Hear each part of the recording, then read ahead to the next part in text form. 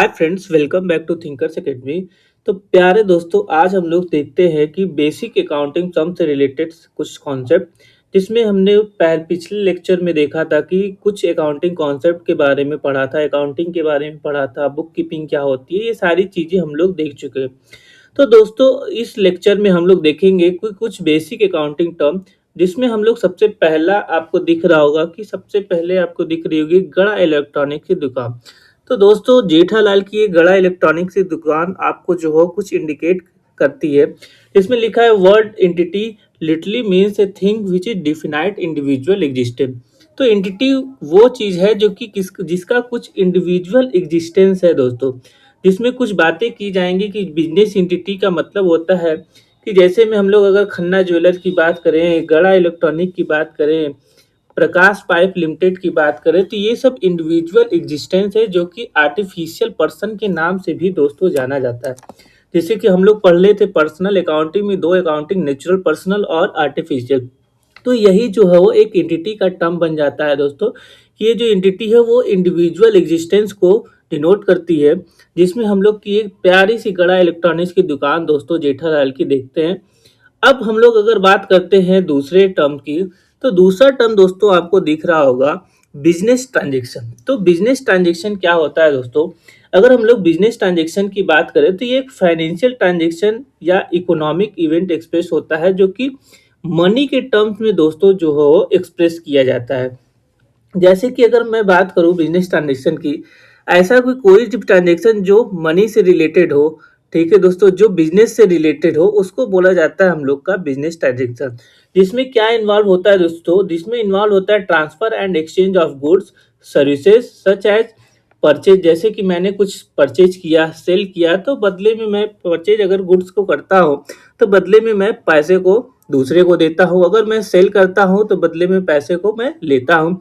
तो इस तरीके की चीजें जो हो, वर्कर को मैं पेड करता हूँ, वेजेस रेंट पेड करता हूँ, ये सारी चीजें दोस्तों जो हो बिजनेस ट्रांजेक्शन में आएंगी। बिजनेस ट्रांजेक्शन में, ठीक है, मनी से रिलेटेड चीजों को जो हो रखा जाता है। जैसे कि मान लीजिए अगर मैं बात करूँ, वर्करों में झगड़ा हो जाता है दोस्तों, तो वर्कर में अगर झगड़ा हो जाता है तो इस चीज को बिजनेस ट्रांजेक्शन में रिकॉर्ड नहीं किया जाता है दोस्तों। तो याद रखिएगा कि सिर्फ मनी से रिलेटेड चीजों को जो हो बिजनेस ट्रांजेक्शन में हम लोग रिकॉर्ड करते हैं। वो भी वो पीस ट्रांजेक्शन जो हो बिजनेस से रिलेटेड होनी चाहिए दोस्तों। अगर हम लोग बात करें टाइप ऑफ ट्रांजेक्शन की, तो टाइप ऑफ ट्रांजेक्शन में आपको दिख रहा होगा दोस्तों, based on relation with the accounting unit और based on mode of settlement. तो अगर हम लोग बात करें सबसे पहले की, तो अकाउंटिंग यूनिट के हिसाब से देखा जाए तो आपको दो ट्रांजेक्शन दिख रही होगी दोस्तों, एक इंटरनल ट्रांजेक्शन और एक एक्सटर्नल ट्रांजेक्शन। अगर मैं बात करूं जेठालाल की, तो जेठालाल की जो मशीन है, अगर उस पर दोस्तों कोई डिप्रिसिएशन की बात हो रही है, तो डिप्रिसिएशन का मतलब होता है किसी की मशीन, किसी भी मशीन के वैल्यू में पीरियड वाइज, मतलब अगर जितना पीरियड हम लोग यूज किए हैं उसके हिसाब से उसके वैल्यू में जो डिक्रीजमेंट आती है दोस्तों, जो वैल्यू उसकी घटती है टाइम के हिसाब से यूज करने के बाद, उसको बोला जाता है डिप्रिसिएशन दोस्तों। तो ये इंटरनल ट्रांजेक्शन होगा दोस्तों। अगर मैं बात करूं एक्सटर्नल ट्रांजेक्शन की दोस्तों, तो एक्सटर्नल ट्रांजेक्शन जैसे कि मैंने कुछ सेल किया एक्सटर्नल को, किसी कस्टमर को जो हो कोई प्रोडक्ट सेल किया, तो वो हम लोग का आएगा एक्सटर्नल ट्रांजेक्शन में। अगर मैं बात करूं दूसरे सेटलमेंट की, दूसरे टाइप ऑफ ट्रांजेक्शन की, तो वो है based on mode of settlement. तो अब जेठालाल ने जो हो कोई टीवी बेचा, और वो भी तुरंत जो हो उसका पेमेंट जो हो कैश में आ जाता है दोस्तों, या कोई जो परचेज किया उसका भी ट्रांजेक्शन वो कैश में करता है दोस्तों, तो वो जो है वो कैश ट्रांजेक्शन कहलाएगा। अगर वही टीवी जो हो कृष्णन अय्यर को जो हो अगर वो बेचता है, वो भी उधार पे, तो उस ट्रांजेक्शन को हम लोग बोलेंगे दोस्तों क्रेडिट ट्रांजेक्शन। तो ये हो गया हम लोग का बिजनेस ट्रांजेक्शन में। बिजनेस ट्रांजेक्शन में आपने दो चीजों को देखा, अकाउंटिंग यूनिट के हिसाब से हम लोग ने उसको डिवाइड किया और सेटलमेंट के मोड के हिसाब से उसको डिवाइड किया दोस्तों। अब हम लोग बात करते हैं इस बिजनेस ट्रांजेक्शन की कैरेक्टरिस्टिक्स की। तो अगर हम लोग जैसा कि बात किए कि ये बिजनेस ट्रांजेक्शन जो हो मनी से रिलेटेड होना चाहिए दोस्तों, it is basically concern with the money. तो worth received from the sale of goods और प्रोविजन ऑफ सर्विसेज। तो ये सारी चीजें जो है अगर मनी से रिलेटेड चीजें हैं, मनी अगर रिसीव हो रहा है या मनी जा रहा है, तो वो सारी चीजें बिजनेस ट्रांजेक्शन का एक फॉर्म होती हैं। अगर मैं बात करूँ एक्सचेंज ऑफ गुड्स और सर्विसेज की, it arises out of exchange goods और सर्विसेज। तो ये चीज़ें जो हो, इससे पहले अगर हम लोग बात करें तो बार्टर सिस्टम चलता था। बार्टर सिस्टम में अगर हम लोग देखते थे तो किसी गुड्स के बदले किसी गुड्स को लिया जाता था दोस्तों। तो उस टाइम पे इस तरीके से बिजनेस होता था, लेकिन अब दोस्तों सारी चीज़ें जो हो मनी में कन्वर्ट हो गई हैं। अब हम लोग जो हो किसी भी प्रोडक्ट को अगर बेचते हैं दोस्तों तो मनी कलेक्ट करते हैं। अगर हम लोग बात करें अकाउंटिंग इक्वेशन की, तो ये जो है वो बिजनेस ट्रांजैक्शन अकाउंटिंग इक्वेशन को भी दोस्तों जो हो अफेक्ट करता है। अकाउंटिंग इक्वेशन की अगर हम लोग बात करें तो होता है अकाउंटिंग इक्वेशन हम लोग का asset is equal to liability plus capital.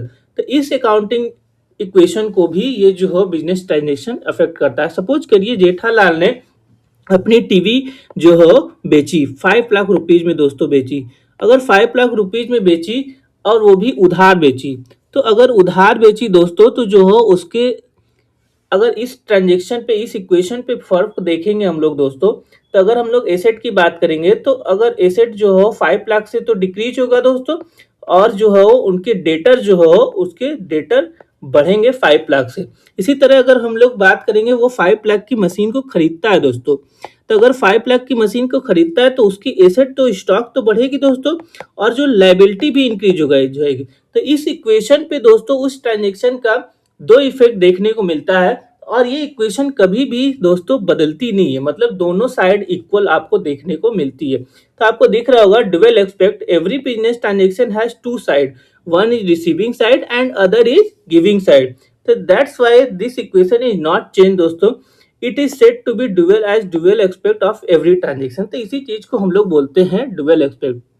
अब हम लोग दोस्तों बात करते हैं कैपिटल की। तो आपको दिख रहा होगा दोस्तों जेठालाल काफी पैसे लेके बैठा है, ठीक है। अब कैपिटल क्या होती है दोस्तों, जो प्रोप्राइटर होता है, जो बिजनेसमैन होता है, जैसे कि जेठालाल आपको दिख रहे होंगे दोस्तों, जो भी ये अमाउंट इन्वेस्ट किए हैं इस बिजनेस में, उसको बोला जाता है दोस्तों कैपिटल। उसको एक कैपिटल का नाम दिया जाता है दोस्तों। और फिर कह रहा है if the business earn profit a proprietor invest additional amount, the amount of additional increase in the business। तो अगर मान लीजिए इन्होंने 5 लाख रुपीज जो हो कमाया, इस पिछली साल जो हो इन्होंने 5 लाख रुपीज सपोज करिए बिजनेस में लगाया था, इस साल जो हो 1 लाख रुपीज के आसपास इन्होंने कमाया। तो अब ये जो 1 लाख रुपीज फिर से इन्होंने एडिशनल कैपिटल लगा दी, उसी में प्रॉफिट को लगा दिया, तो अब इनकी एडिशनल कैपिटल हो जाएगी दोस्तों 6 लाख रुपीज। और अदर साइड की बात करें अगर हम लोग, तो अगर मान लीजिए बिजनेस में कुछ लॉस होता है दोस्तों, या इनके द्वारा कुछ विथड्रॉन किया जाता है पैसे को, तो उस चीज में क्या देखने को मिलता है, उस चीज में कैपिटल आपकी डिक्रीज होती है दोस्तों। कैपिटल को ओनर्स इक्विटी भी बोला जाता है, या नेट वर्थ का भी नाम दिया जाता है दोस्तों। तो ये हो गई हम लोग की कैपिटल की बात। अब हम लोग बात करते हैं ड्राइंग की। अगर हम लोग बात करें ड्राइंग की दोस्तों, तो ड्राइंग को ये क्या होता है, it is the amount of cash और गुड्स। यहाँ पे देखिएगा दोस्तों, अब ड्राइंग का मतलब होता है, सपोज करिए जेठालाल की दुकान है, जेठालाल जो है अपने बाबूजी के लिए दोस्तों चश्मे जो है, चश्मे की मान लीजिए उनको रिक्वायरमेंट है, सपोज करिए अब जेठालाल तो चश्मे बेचते ही नहीं, तो उन्होंने जो है बाबूजी के लिए उस, ठीक है, अपने दुकान से 5,000 रुपीज जो हो कैश जो हो निकाला। तो उस जो कैश को जो जेठालाल ने निकाला दोस्तों अपने पर्सनल यूज के लिए, उसको बोला जाता है हम लोग का जो हो कि ड्राइंग। उसको क्या बोला जाता है दोस्तों, ड्राइंग का नाम दिया जाता है। अगर हम लोग बात करेंगे दोस्तों कि अगर उन्होंने गुड्स निकाला, सपोज करिए जो हो बबीता जी को दोस्तों जो हो टीवी की रिक्वायरमेंट है, तो बबीता जी के लिए जेठालाल ने जो हो टीवी जो हो अपने पर्सनल यूज के लिए निकाला, गुड्स को निकाला। तभी इस पर्सनल यूज के लिए हम लोग कैश भी मतलब ये निकाल सकते हैं, और जो है गुड्स को भी निकाल सकते हैं दोस्तों। इस चीज को नाम दिया जाता है ड्राइंग का। अब देखिए दोस्तों यहाँ पे लिखा है such an amount reduce the amount of investment और capital of the owners in the business and therefore is shown in deduction of the capital. अब ये जो है ड्राइंग जो है आपके कैपिटल में से डिडक्ट होती है दोस्तों। ये तो न तो आपका पीएल का में जाता है दोस्तों, न तो ट्रेडिंग में जाता है। ट्रेडिंग में एक ही रूप से जाता है जब जो है लॉस ऑन फायर हो जाए, या लॉस ऑन आप जो हो एडवर्टीजमेंट के लिए जो हो गुड्स को निकाल दे, तो उसमें से जो है परचेज में से भी डिडक्ट होता है दोस्तों ड्राइंग। लेकिन वो हम लोग आगे देखेंगे। तो अभी के लिए बस आप याद रखिएगा कि कैपिटल जो हो डिडक्ट किया जाता कैपिटल में से डिडक्ट किया जाता है इस ड्राइंग को दोस्तों। अब हम लोग बात करते हैं आगे लायबिलिटी की। तो आपको दिख रहा होगा दोस्तों, ये जो है सुंदरलाल जो है जेठालाल की जो है लाइफ में एक पनौती के रूप में जो है देखे जाते हैं दोस्तों। पनौती का मीन्स जो हो, अगर हम लोग लायबिलिटी की बात करें दोस्तों, तो अगर सपोज करिए जो हो जेठालाल ने टीवी को खरीदा है, टीवी कई सारी टीवी को खरीदा है क्रेडिट पे, तो इस क्रेडिट को चुकाने के लिए, इस उधार को चुकाने के लिए जो हो उनके ऊपर एक जो हो लायबिलिटी क्रिएट हो गई दोस्तों। अब उनके ऊपर जो है एक लायबिलिटी है कि उसको उनको चुकाना पड़ेगा उस पैसे को, तो उस चीज को बोला जाता है दोस्तों लायबिलिटी। अब इसमें देखिएगा लिखा है, it refers to the financial obligation debt which a business owes to the others amount business is liable to pay other such as loan from bank. अगर आप बैंक से लोन लिए हैं दोस्तों, या कोई जो हो गुड्स सप्लाई किए हैं, ठीक है, क्रेडिटर क्रेडिटर जो हो, अगर सपोज करिए आपने जो हो गुड्स खरीदा है दोस्तों क्रेडिट, तो आपको जो हो पैसे को चुकाना पड़ेगा, तो वो आपके लिए क्या है दोस्तों, एक लायबिलिटी के रूप में काम करेगी। लायबिलिटी दोस्तों आपको क्लासिफाई की गई है दो तरीके से, एक हो गया हम लोग का इंटरनल लायबिलिटी और दूसरा देखा जाता है एक्सटर्नल लायबिलिटी। अगर हम लोग इंटरनल लायबिलिटी की बात करें दोस्तों, अगर उसका मैं एग्जांपल दूं, तो आपको आप जब बैलेंस शीट बनाते हैं दोस्तों, तो बैलेंस शीट में आप एक साइड हम लोग दिखाते हैं एसेट को और एक साइड हम लोग दिखाते हैं लायबिलिटी को। तो जब लायबिलिटी साइड की बात करें दोस्तों, तो हम लोग यहाँ पे दिखाते हैं कैपिटल। तो कैपिटल जो है वो दोस्तों आपके लिए एक लायबिलिटी होती है, वो भी इंटरनल लायबिलिटी की काम करती है दोस्तों। अगर हम लोग बात करें अदर लायबिलिटी की, तो वो हम लोग की आ जाती है एक्सटर्नल लायबिलिटी में। जैसे हमको पैसा देना है क्रेडिटर को, ठीक है, बैंक से लोन देना है, तो ये सारी चीजें दोस्तों हम लोग की आ जाती हैं एक्सटर्नल लायबिलिटी में। तो अगर हम लोग बात करते हैं अब इस लायबिलिटी को दो पार्ट में दोस्तों डिवाइड किया गया है, एक हम लोग की करेंट लायबिलिटी दोस्तों और दूसरी नॉन करेंट लायबिलिटी। तो अगर हम लोग बात करें करेंट लायबिलिटी और नॉन करेंट लायबिलिटी, तो जो मेजर डिफरेंस हम लोग को बताया जाता है दोस्तों कि अगर 12 मंथ से कम यूज अगर हुई है लायबिलिटी तो वो हो जाती है करेंट लायबिलिटी।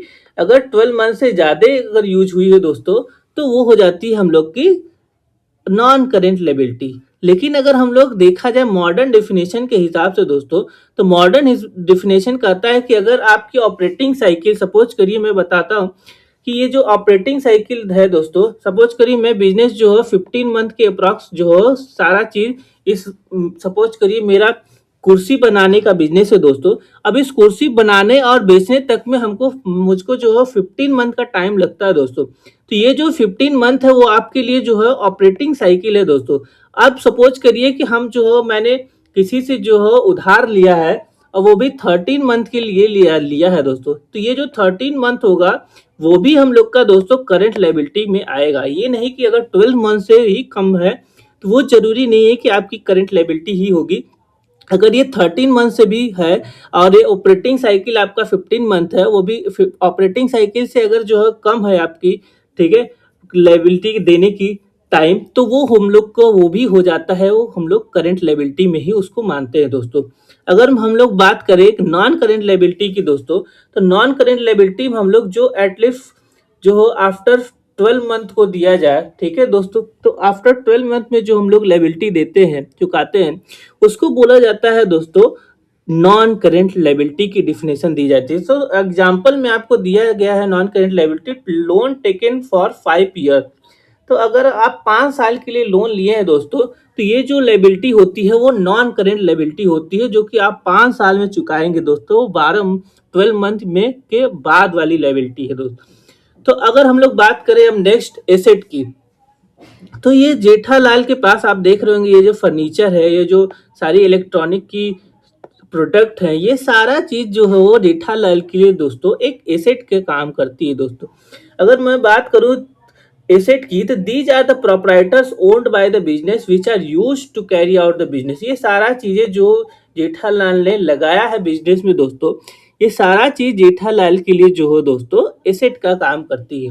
अब हम लोग बात करेंगे जिस तरीके से लायबिलिटी की हम लोग देखें कि करंट लायबिलिटी और नॉन करंट लायबिलिटी दोस्तों, उसी तरीके से हम लोग का होता है करेंट एसेट और नॉन करेंट एसेट दोस्तों।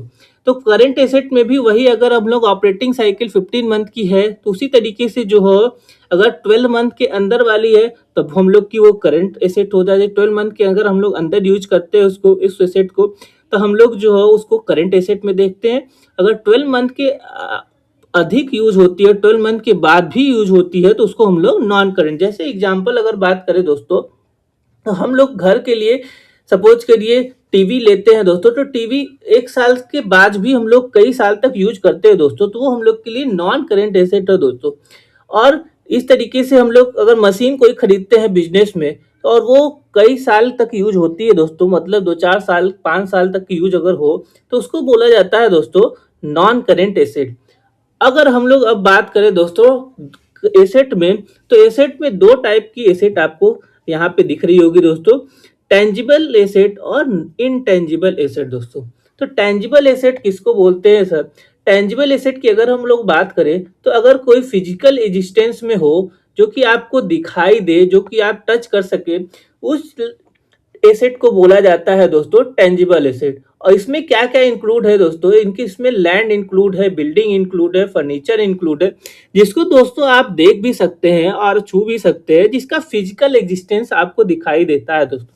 अगर हम लोग बात करें इनटेंजिबल एसेट की, तो इनटेंजिबल एसेट उसको बोला जाता है दोस्तों जो आप फिजिकल एग्जिस्टेंस जिसका ना हो, do not have physical existence, और जो दिखाई ना दे, जिसको हम लोग टच न कर सके दोस्तों, उसको बोला जाता है इनटेंजिबल एसेट। इनटेंजिबल एसेट का एग्जांपल आपको देखने को मिलता है पेटेंट और गुडविल।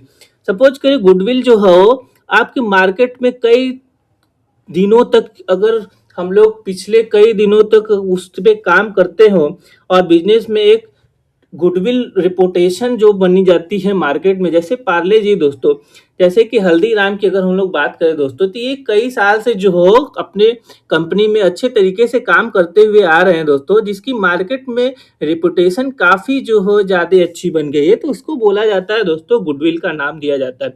जो कि आपको दिखाई नहीं देती है, जो कि आप उसको ट्रस्ट नहीं कर सकते, लेकिन वो भी एक तरीके से एसेट का काम करती है दोस्तों, जिसको हम लोग बोलते हैं इनटेंजिबल एसेट का नाम देते हैं दोस्तों। अब हम लोग बात करते हैं नेक्स्ट टर्म की। नेक्स्ट टर्म आपको दिखाई दे रहा होगा रिसिप्ट का। तो अब ये सर रिसिप्ट क्या होता है? तो it is the amount which is received और रिसीवेबल फॉर सेलिंग गुड्स। अगर हम लोग कोई चीज बेचते हैं दोस्तों, तो बदले में हम लोग को रिसिप्ट मिलती है दोस्तों। तो ये जो रिसिप्ट है उसको क्लासिफाई किया गया है दो टाइप में, एक हम लोग का रेवेन्यू रिसिप्ट और एक हम लोग का कैपिटल रिसिप्ट। अगर ये दोस्तों आपको जेठालाल दिख रहे हैं दोस्तों, तो अब जो है अगर ये किसी प्रोडक्ट को बेचते हैं कस्टमर को, तो इनको बदले में रिसिप्ट देना पड़ेगा दोस्तों। एक हो गया हम लोग का रेवेन्यू रिसिप्ट और एक हो गया हम लोग का कैपिटल रिसिप्ट। तो अगर मैं बात करूं रेवेन्यू रिसिप्ट की दोस्तों, अगर ये मोबाइल किसी को सेल करते हैं दोस्तों, तो अब इनको जो है अगर ये रिसिप्ट देते हैं, तो उसको बोला जाता है हम लोग का रेवेन्यू रिसिप्ट। अगर मैं बात करूं दोस्तों, जो हो अगर ये सपोज करिए किसी पुरानी मशीन को जो हो बेचते हैं, पुरानी मशीन को अगर ये बेचते हैं कोई, या अपनी जो हो बिल्डिंग को बेचते हैं, ठीक है, अब अपनी शॉप को बेचते हैं, तो बदले में उनको अगर कोई पेमेंट आती है, कोई रिसिप्ट आती है दोस्तों, तो उसको बोला जाता है कैपिटल रिसिप्ट बोला जाता है दोस्तों, जो कि रेगुलर चीजों पे नहीं दिखता है, मतलब रेगुलर टर्म पे नहीं दिखता है। रेवेन्यू जो रिसिप्ट होता है वो आपको रेगुलरली दिखने को मिलता है। अगर हम लोग बात करें नेक्स्ट टॉपिक की, तो नेक्स्ट हम लोग का है एक्सपेंडिचर। अगर मैं बात करूं एक्सपेंडिचर की दोस्तों, तो it is the amount spent और liability incurred for acquiring asset, goods और सर्विसेज। तो अब मैं बात करूं कि जेठालाल ने अपने लिए या अपनी दुकान के लिए दोस्तों कई सारी मोबाइल को परचेज किया, तो ये इनके लिए क्या हो जाएगा? एक्सपेंडिचर के लिए काम करेगा। अब यहाँ पे आपको दिख रहा होगा दोस्तों रेवेन्यू एक्सपेंडिचर और कैपिटल एक्सपेंडिचर। तो मैं बात करूं अगर रेवेन्यू एक्सपेंडिचर की दोस्तों, तो इन्होंने मोबाइल की शॉप है, अगर मोबाइल को परचेज करते हैं दोस्तों, तो ये इनके लिए जो हो रेवेन्यू एक्सपेंडिचर का काम करेगा दोस्तों। अगर इन्होंने इनकी मोबाइल की दुकान है और ये फर्नीचर खरीदते हैं और कहीं पे फिर दूसरी दुकान के लिए इन्वेस्ट करते हैं पैसे को, फिर दूसरी दुकान खरीदते हैं दोस्तों। अब दोस्तों अगर हम लोग बात करें रेवेन्यू की, तो revenue refers to the earning of the business.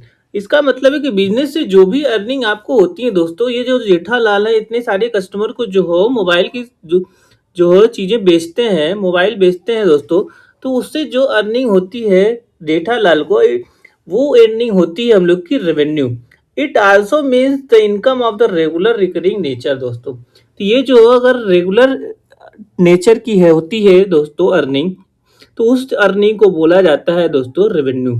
तो देखिए यहाँ पे अगर प्रोडक्ट को अपने सेल करते हैं, गुड्स को, मोबाइल को सेल करते हैं, उससे और जो इंटरेस्ट से पैसा को अर्न करते हैं, कमीशन से अर्न करते हैं, रेंट से अर्न करते हैं, ये सारी चीजें दोस्तों जो है रेवेन्यू से, क्योंकि आपको पता है दोस्तों रेंट हर महीने जो हो हमको मिलता है, कमीशन की बात करें, इंटरेस्ट की बात करें, तो ये सारी चीजें रेगुलर नेचर की होती हैं दोस्तों, इसलिए जो हो इसको रेवेन्यू का नाम दिया जाता है दोस्तों। अगर हम लोग बात करें अब प्रॉफिट की दोस्तों, तो profit is the excess of revenue over expenditure during the a period of time. अगर मैंने सपोज करो दोस्तों जो हो एक एग्जांपल मैं आपको देता हूँ, अगर सपोज करिए रेवेन्यू हम लोग की 1 लाख की आई, अब 1 लाख में से जो है दोस्तों जो है जेठालाल एक बाघा को 10,000 की सैलरी दे देते हैं, तो इनके लिए ये खर्चा है। तो अगर अब इनके लिए जो प्रॉफिट की अगर हम लोग बात करें दोस्तों, तो प्रॉफिट इनके लिए हो जाएगा दोस्तों 90,000 का।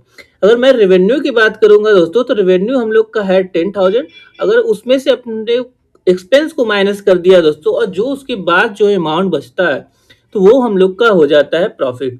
इसको जो हम लोग प्रॉफिट एंड लॉस अकाउंट पे दिखाते हैं दोस्तों। अब नेक्स्ट हम लोग बात करते हैं गेन की।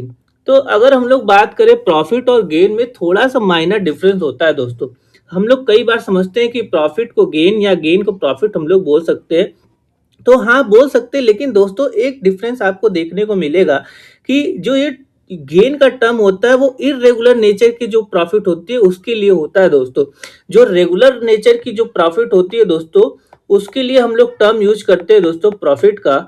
और जो इरेगुलर के लिए दोस्तों, इरेगुलर नेचर के लिए दोस्तों अगर यूज की जाती है, तो उसको बोला जाता है गेन। जैसे में अगर मैं बात करूं दोस्तों, जेठालाल ने अपनी पुरानी शॉप को बेच के नई शॉप जो है अगर लेते हैं, या पुरानी मशीन कोई है उसको जो है दोस्तों अगर जेठालाल बेच देते हैं, उससे जो उनको प्रॉफिट गेन होता है, सपोज करिए 1 लाख की मशीन थी और इन्होंने 1,25,000 में दोस्तों बेच दिया, तो ये जो 25,000 का दोस्तों जो प्रॉफिट है, वो जेठालाल के लिए गेन का काम करेगा, क्योंकि मशीन जो है वो सपोज करिए उनको जो मोबाइल बनाने की कोई मशीन थी उन्होंने खरीदा था उसके, ठीक है, यूज करने के लिए कई साल तक उन्होंने यूज किया, उसके बाद उन्होंने बेच दिया, तो वो अब जो ये गेन हुआ, जो ये प्रॉफिट हुआ, तो उसको हम लोग प्रॉफिट न बोल के दोस्तों गेन बोलेंगे, क्योंकि वो इरेगुलर, वो बार बार नहीं की जा रही है, बार बार उस मशीन को नहीं बेच रहे हैं दोस्तों, इसलिए इसको नाम दिया जाता है गेन का।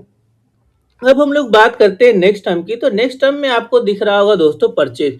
अब परचेज क्या होता है दोस्तों, कि जो भी हम लोग अमाउंट दे के गुड्स को खरीदते हैं, बाय करते हैं, फिर उसको रीसेल करते हैं दोस्तों, तो उस अमाउंट को बोला जाता है दोस्तों, उस चीज को बोला जाता है दोस्तों परचेज।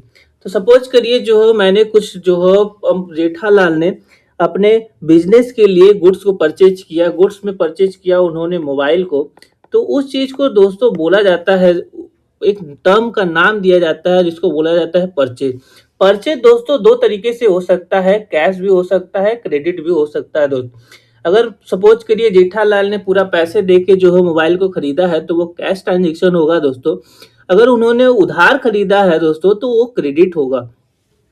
अब दोस्तों अगर बात करें हम लोग किसी कारण से जेठालाल ने उस सप्लायर को वो मोबाइल रिटर्न कर देते हैं दोस्तों, उस चीज को बोला जाता है दोस्तों परचेज, रिटर्न का नाम दिया जाता है, और उसको हम लोग रिटर्न्स आउटवर्ड भी बोलते हैं। तो इसको ध्यान रखिएगा दोस्तों, कई बार जो हो स्टूडेंट फंस जाते हैं कि ये रिटर्न आउटवर्ड को क्या बोला जाता है। रिटर्न आउटवर्ड का मतलब होता है जो प्रोडक्ट आपके पास आया था आप उसको रिटर्न कर दे रहे हैं, आप अपने आप से आउट कर दे रहे हैं दोस्तों, इसलिए जो हो इसका नाम दिया गया है दोस्तों रिटर्न आउटवर्ड। अब हम लोग बात करते हैं दोस्तों सेल्स की। अगर हम लोग सेल्स की बात करें दोस्तों, sales refer to the amount of goods sold, जो हम लोग को बेचा जाता है दोस्तों गुड्स को, already had been bought for manufactured by the business. तो अब ये जो सेल्स है दोस्तों वो कैश भी हो सकता है, वो क्रेडिट भी हो सकता है। सपोज करिए दोस्तों अब जेठालाल ने टीवी को बेचा, मोबाइल को बेचा, ठीक है, ये सारी चीजों को जेठालाल बेचते हैं, तो उसको एक नाम दिया जाता है जिसको हम लोग सेल्स बोलते हैं दोस्तों। उस सेल्स को अगर किसी वजह से किसी कस्टमर ने दोस्तों जेठालाल को रिटर्न कर दिए देता है, तो उसको बोला जाता है हम लोग का सेल्स रिटर्न। और सेल्स रिटर्न को एक और नाम से बोला जाता है दोस्तों रिटर्न इनवर्ड। जो अब रिटर्न इन्वर्ट का मतलब दोस्तों है प्रोडक्ट आपके पास वापस आ रहा है, वापस इन हो रहा है, इसलिए इसका नाम दिया जाता है दोस्तों रिटर्न इन्वर्ट। अब हम लोग बात करते हैं नेक्स्ट नेक्स्ट अगर टर्म की बात करें दोस्तों तो आपको दिख रहा होगा स्टॉक या इन्वेंट्री। तो सब जेठालाल की दुकान पे इतनी सारी जो है मोबाइल जो हो सपोज करिए दोस्तों रखा हुआ है, तो वो उनके लिए दोस्तों जो है स्टॉक है। अब स्टॉक को इन्वेंट्री का भी नाम दिया जाता है दोस्तों, वो एक टेंजिबल एसेट होता है। टेंजिबल एसेट का मतलब अभी मैंने आपको बताया कि जिसको हम लोग देख सके, छू सके, जिसका फिजिकल एग्जिस्टेंस हो दोस्तों। अगर हम लोग बात करें कि it includes goods unsold on a particular date, it may be opening और क्लोजिंग स्टॉक। सपोज करिए दोस्तों अगर वो ईयर के शुरू में है, बिगिनिंग में है, अगर वो अनसोल्ड है तो उसको बोला जाता है दोस्तों ओपनिंग स्टॉक। फिर अगर गुड्स जो अनसोल्ड हुआ ईयर के एंड में, अकाउंटिंग पीरियड के एंड में, तो उसको बोला जाता है दोस्तों क्लोजिंग स्टॉक। तो स्टॉक दो तरीके का होता है, एक ओपनिंग स्टॉक अगर वो ईयर के एंड में है दोस्तों, अगर वो स्टॉक जो है ईयर के लास्ट में है तो उसको बोला जाता है दोस्तों क्लोजिंग स्टॉक। तो आइए अब हम लोग बात करते हैं ट्रेड रिसीबल की। तो ट्रेड रिसीबल में आपको मैं बता दूं कि ट्रेड रिसीबल में दो चीजें आती हैं दोस्तों, एक डेटर और एक बिल्स रिसीबल। तो it is the amount that is receivable for sales of good. अब दोस्तों कई अगर हम लोग बात करें जेठालाल की, तो जेठालाल ने जो हो प्रोडक्ट को जो हो अगर सेल किया है, ठीक है, सेल किया है, render is the ordinary course of business is the sum of the debtor and the bills receiver. किसी को सपोज करिए जेठालाल ने मोबाइल जो हो सेल किया है, अब बदले में जेठालाल को क्या होगा दोस्तों, बदले में दोस्तों पैसा मिलेगा। अब वो पैसा जो हो कैश ना मिलके उधार है दोस्तों, अगर तो वो चीजें जो हो क्या हो जाती है, डेटर हो जाती है। अगर जेठालाल ने अय्यर को जो उधार प्रोडक्ट बेचा है, उधार मोबाइल की बेचा है, और बदले में अय्यर ने बिल ऑफ एक्सचेंज पे साइन किया है दोस्तों, आप लोग ठीक है, एक बिल बनाया जेठालाल ने, उस पे जो हो अय्यर ने साइन किया कि मैं 90 दिन के अंदर जेठालाल को पैसे चुकाऊंगा, ठीक है, तो ये चीज हो जाती है दोस्तों बिल्स रिसीबल में। तो ट्रेड रिसीबल में अगर जेठालाल ने किसी को उधार में प्रोडक्ट को बेचा है, तो बदले में अगर उसको कुछ दिन बाद, कुछ टाइम के बाद जो है पैसा रिसीव होता है, तो उसको बोला जाता है डेटर और बिल्स रिसीबल। और उसमें ट्रेड रिसीबल में दो चीजें दोस्तों मैंने बताया कि आपको आती है। अब हम लोग बात करें इसी तरीके से ट्रेड पेबल।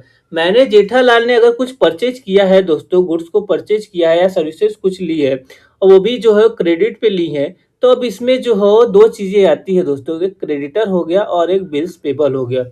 तो अब जो हो हम लोग की अगर बात करें क्रेडिटर की, तो क्रेडिटर वो पर्सन होता है जो कि अमाउंट को, ठीक है, विदाउट रिसीविंग मनी इमीडिएटली, और बिना किसी जो हो अमाउंट को रिसीव किए, ठीक है, उस चीज को प्रोडक्ट को जो हो लेता है। सपोज करिए जेठालाल ने कई सारे मोबाइल को जो हो मंगाया, परचेज किया, और जो हो उसको अभी पेमेंट जो हो नहीं दिया, उधार मोबाइल को मंगाया है, तो जो हो जेठालाल को कुछ टाइम के बाद जो हो उस मोबाइल को पेमेंट करना पड़ेगा दोस्तों। तो जेठालाल एक क्रेडिटर हुए। तो अब दोस्तों अब उसको किसी ने जो हो उस जेठालाल के ऊपर बिल लिखा है और बिल पे जेठालाल ने साइन किया है दोस्तों, तो वो जो है बिल ऑफ एक्सचेंज और बिल्स पेबल का नाम हम लोग देते हैं उसको। अब हम लोग बात करते हैं दोस्तों वाउचर की। अगर हम लोग वाउचर की बात करें दोस्तों, तो voucher is a written document in support of a particular transaction. तो वाउचर के बिना दोस्तों अगर आप कोई भी प्रोडक्ट जो है खरीदते हैं, तो आप कोई कंप्लेन नहीं कर सकते, जिसको हम लोग हिंदी में बोलते हैं दोस्तों रसीद। तो देखिए तो दोस्तों it includes cash memo as given और seller for the cash purchase purpose, ठीक है, purchase invoice given for the credit purchase. तो इनवॉइस और कैश, ठीक है, कैश मेमो में डिफरेंस होता है दोस्तों। कैश मेमो आपको तब दिया जाता है जब आप कैश परचेज करते हैं, और जो क्रेडिट परचेज पे आपको दिया जाता है इनवॉइस दिया जाता है दोस्तों, ये याद रखिएगा। अब हम लोग बात करते हैं डिस्काउंट की। तो सपोज करिए जेठालाल ने किसी मोबाइल के 20,000 के मोबाइल को बबीता जी को दोस्तों 19,000 में अगर वो बेच दिया, 1,000 का आपको यहाँ पे क्या दिया, उन्होंने डिस्काउंट दे दिया दोस्तों बबीता जी को। तो अब ये जो 1,000 रुपया है दोस्तों, वो 1,000 रुपया जो हो डिस्काउंट का नाम दिया जाता है दोस्तों। It is the amount of reduction in the price of goods और सर्विसेज। तो ये चीजें होती है दोस्तों। अब ये जो डिस्काउंट होती है दोस्तों, डिस्काउंट दो तरीके की आपको दिख रही होंगी, एक ट्रेड डिस्काउंट और एक कैश डिस्काउंट। तो दोस्तों अगर बात करें हम लोग ट्रेड डिस्काउंट की, सपोज करिए कोई कस्टमर जो हो जेठालाल की दुकान पे आता है और बोलता है कि हम मुझको 50 टीवी जो हो चाहिए और 50 टीवी उसको होटल के लिए चाहिए दोस्तों। अब ये जेठालाल उसको जो है 50 टीवी 5 लाख रुपीज का दोस्तों सपोज करिए 5 लाख रुपीज का 4 लाख रुपीज में जो हो इसको सेल कर देते हैं। 1 लाख का ये जो डिस्काउंट आपको हैवी डिस्काउंट दिख रहा होगा दोस्तों, तो उसको बोला जाता है ट्रेड डिस्काउंट। तो ट्रेड डिस्काउंट जो है अगर सपोज करिए हैवी परचेज के लिए अगर कोई जो है कस्टमर 50 टीवी लेता है 100 टीवी लेता है तो जो हो सेलर जो है उसको ज्यादा बेचने के लिए ज्यादा क्वांटिटी में ऑर्डर करने के लिए उसको ट्रेड डिस्काउंट देता है दोस्तों। इसकी बुक्स ऑफ ओरिजिनल एंट्री मतलब कि इसकी जर्नल एंट्री दोस्तों नहीं की जाती है क्योंकि हम लोग आगे पढ़ेंगे। अब बात करते हैं हम लोग कैश डिस्काउंट की दोस्तों। तो आप सपोज करिए जो हो कस्टमर को 3 महीने का जेठालाल ने 4 लाख रुपए पेमेंट करने के लिए टाइम दिया और कस्टमर अगले ही दिन या अगले ही महीने आ गया और पेमेंट करने के लिए बोला और जेठालाल से बोलता है कि अगर मैं पेमेंट करता हूँ तो आप मुझे को कुछ और डिस्काउंट दीजिए। तो सपोज करिए जेठालाल ने 50,000 का और डिस्काउंट दे दिया तो ये 3,50,000 की जो पेमेंट होगी दोस्तों उसको हम लोग बोला जाता है, ये जो 50,000 का आपको जो डिस्काउंट दिख रहा है दोस्तों उसको बोला जाता है कैश डिस्काउंट। जो कि कैश को पाने के लिए जल्दी से जो हो सेलर जो हो ठीक है उसको करता है, तो इस चीज को बोला जाता है हम लोग का कैश डिस्काउंट। तो अब हम लोग बात करते हैं दोस्तों नेक्स्ट टर्म की जो कि है रिबेट। अगर हम लोग रिबेट और डिस्काउंट की बात करें दोस्तों ये भी एक जैसे लगता है जैसे प्रॉफिट और गेन की बात किए थे हम लोग। तो रिबेट जो है दिया जाता है दोस्तों कि कर it is the provided by seller to the buyer for the reason such as inferior quality of good. Suppose करिए कोई पैंट जो हो हल्का सा फटा है अगर या कोई मोबाइल जो है हल्की सी जो है हैंग कर रही है या कुछ भी उसमें से खराबी है दोस्तों उसको अगर सेल करते हैं जेठालाल वो भी ठीक है तो उस पे कुछ डिस्काउंट देते हैं उस पे रिबेट देते हैं। सपोज करिए जो मोबाइल है मोबाइल का चार्जर जो है मिसिंग है और उस मोबाइल को जेठालाल सेल करते हैं तो उस पे जेठालाल जो है उसको कस्टमर को रिबेट देते हैं दोस्तों, डिस्काउंट देते हैं जिसको हम लोग बोलते हैं डिस्काउंट का बिना। लेकिन अगर डिस्काउंट बात करें तो डिस्काउंट एक अलग टर्म है और रिबेट जो हो अलग टर्म है। तो रिबोट देखिएगा एग्जांपल कि 10,000 का गुड्स है जो कि अनसोल्ड है उसको जो है किसी रीजन से पुअर क्वालिटी की रीजन से वो अनसोल्ड है उसको रिबेट दिया जाता है दोस्तों 10% का, तो वो चीज हम लोग का रिबेट होता है दोस्तों। अब हम लोग बात करते हैं अगर डेबिट एंड क्रेडिट टर्म की दोस्तों। तो ये आप लोग डेबिट डेबिट टर्म को आपको प्लस माइनस से अकाउंटिंग में हम लोग जानेंगे दोस्तों।